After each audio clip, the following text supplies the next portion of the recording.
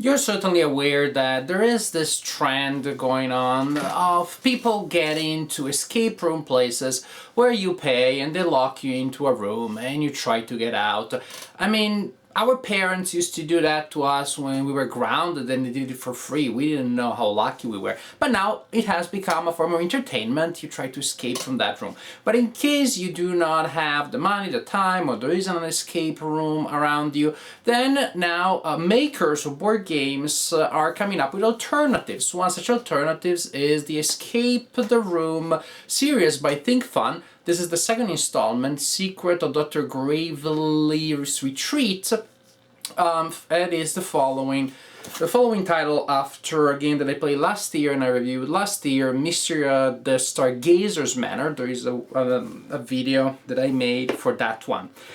Pretty much, it's escape the room in a box, with the only difference that you're not actually locked up because it's you play in your house, unless you want to lock the room just for effect.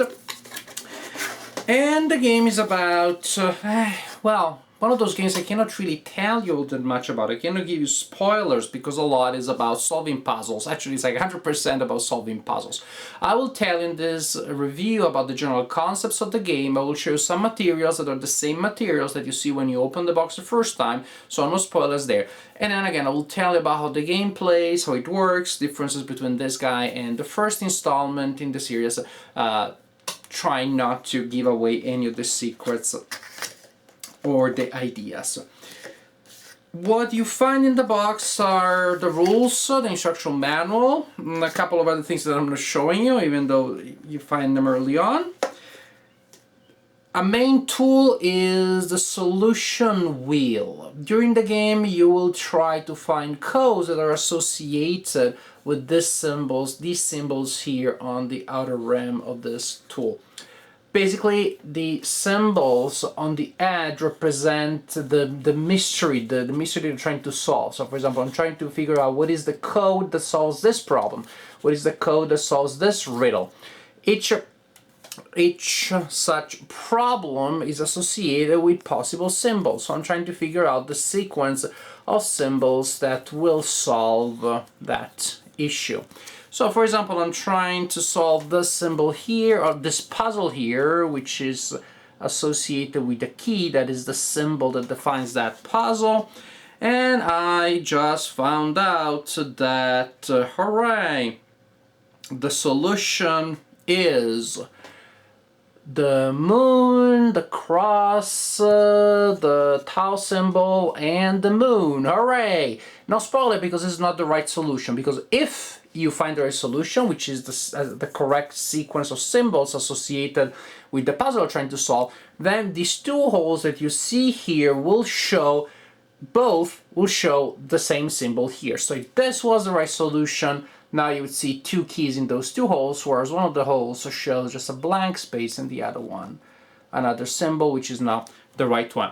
I guess I gave you a spoiler in the sense that now you know this is not the right solution, but there are still a lot of other possible things that you can try. What you also find in the box is a series of envelopes that contain the puzzles and that, to be open, require the correct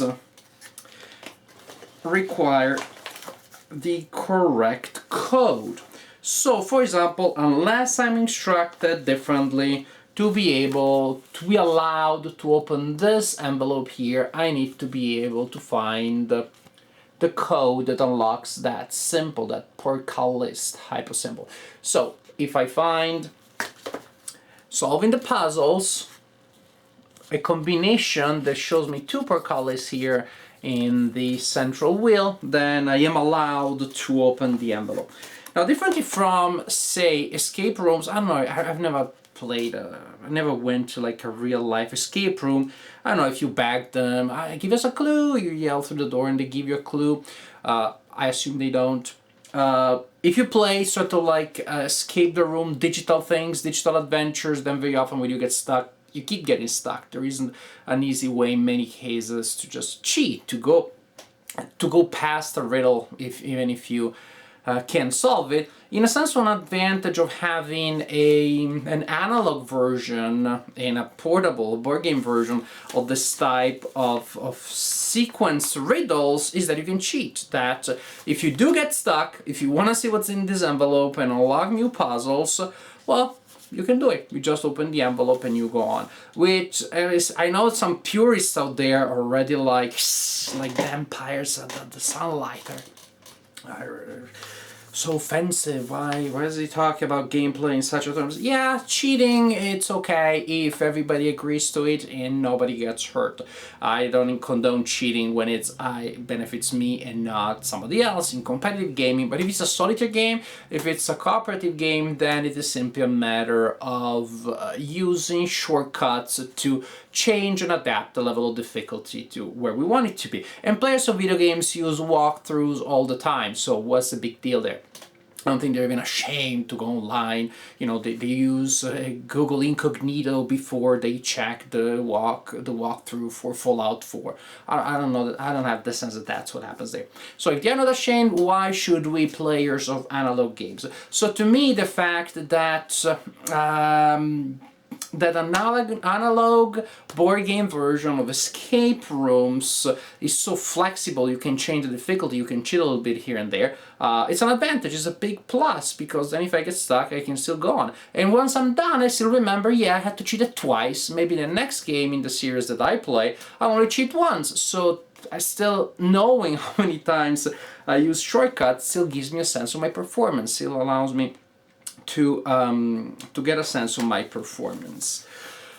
What is in these envelopes? And this is the first one that you will encounter, that you will solve.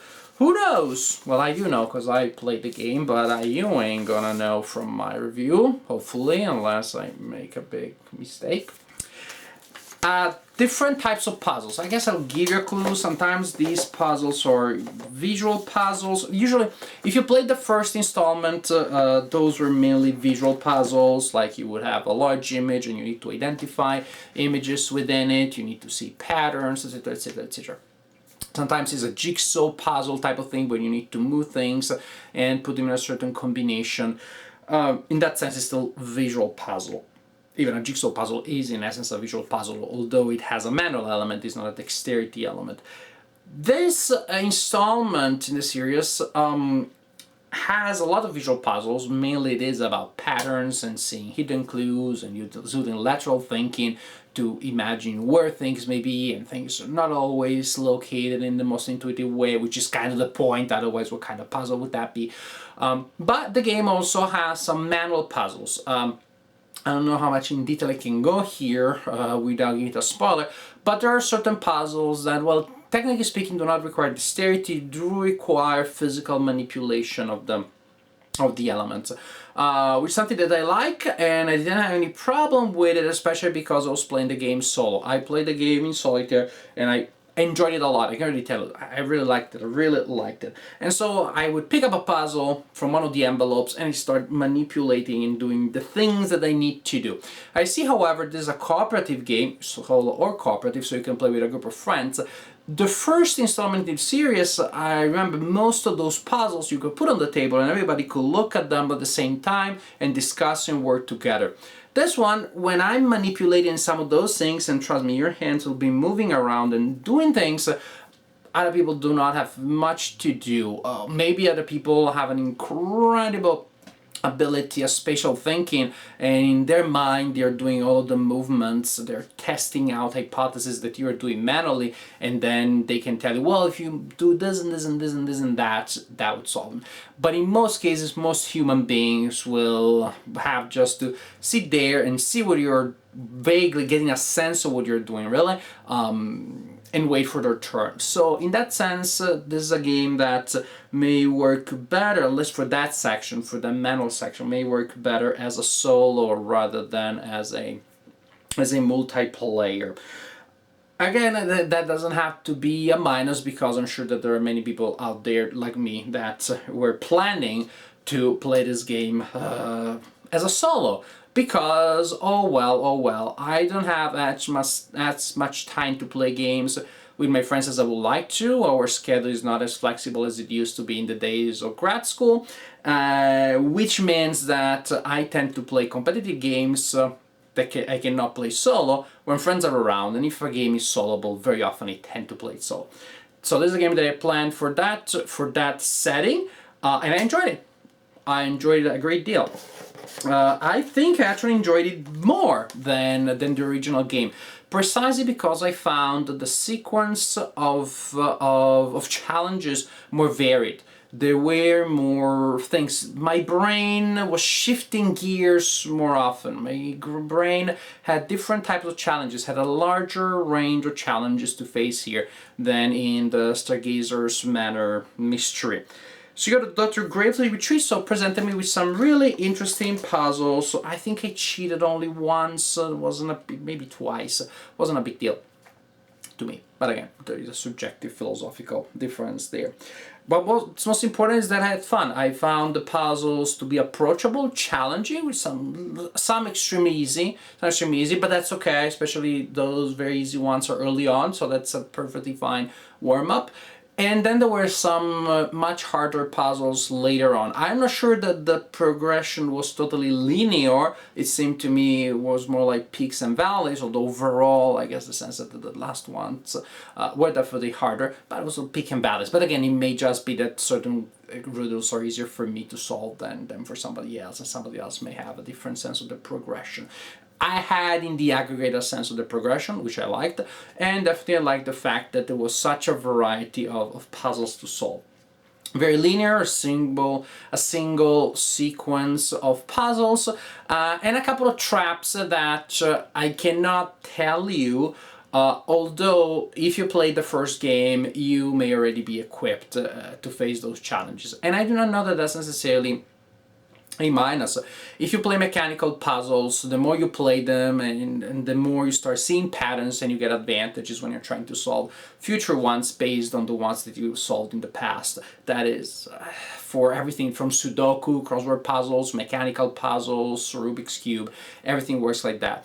So I don't know that it's a minus rather than probably just a natural, normal aspect of the way we think and we build over previous experiences, but there were certain things here that reminded me of the first game, and when I was playing the first game, I got totally, whoa, I totally did not see that. But it was a point here where I was like, wait a second, I kind of like smelling a whiff of something known here, something familiar, and I was able to reconstruct a couple of things, and so I had an advantage in at least one or two phases of the game based on something that I played in the previous game, which doesn't mean it's the same puzzle, doesn't mean it's the same mystery. It meant that it was built on the same type of trap, but this time I could see it in advance. Is it a plus or a minus? I don't know. Again, it all depends if you play the first one and if you expect every new Sudoku puzzle, every new crossword puzzle in your life to be as challenging or as surprising as the early ones. You don't get the first high of solving a Sudoku puzzle won't come back, and maybe the first high of playing an escape the room game also won't come back. But the high that you get from here is still pretty good. The tone, the atmosphere was slightly different from the previous one. The previous one was really more generic, more abstract. Here there was more of a sense, an attempt, I believe, to tell a little bit more of a story. And the tone was a little darker, a little gloomier. I wouldn't say that it's a horror story, oh no, but by any means. Although the cover really, well, I would say the cover, let me show it to you. The biggest puzzle seems to be to close the box and also to open it. The illustration on the lid, when you see these hands coming out, well, it looks like it's going to be like a zombie story. Is it? Is it not? Cannot give you that spoiler. But there are some illustrations, there's a little more of backstory and theme, which can be a little more disturbing. Just in case you're planning to play it with your children. Now, I don't think you should play it with 5-year-olds or 4-year-olds anyways, not because of the potentially dark theme, but simply because it's going to be too complicated, they're going to get frustrated, is not appropriate to their age in that sense. But if you're playing it, I don't know, with still your children, 7, 8, 9, I don't know. I don't know. I don't think that I would have a problem playing with my children. Some might. I guess there's a subjective element. Worst come to worst, you know what you can do? You can try it, solve it with your adult friends, solve it by yourself, see all that is in there, and then if you don't think that that's a problem, you repackage everything and you can play with your kids. You just feign ignorance. You just do not play. You direct the game. You see them play, which is still very satisfying and fun if you're a parent.